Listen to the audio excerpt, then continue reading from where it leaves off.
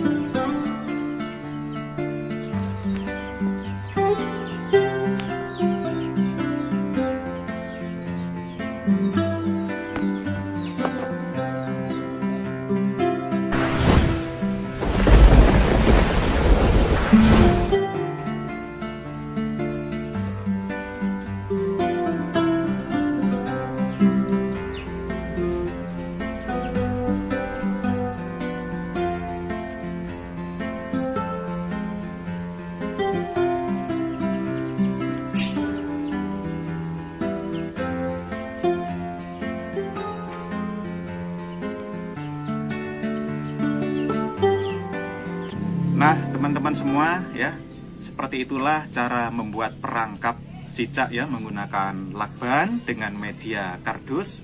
Untuk teman-teman yang mungkin punya pertanyaan, silahkan tulis di kolom komentar. Buat Anda yang mungkin punya request ya, request tentang suatu video, silahkan tulis request Anda. Insya Allah apabila saya juga punya pengalaman menarik, maka saya akan buatkan konten yang sesuai dengan request video yang Anda inginkan.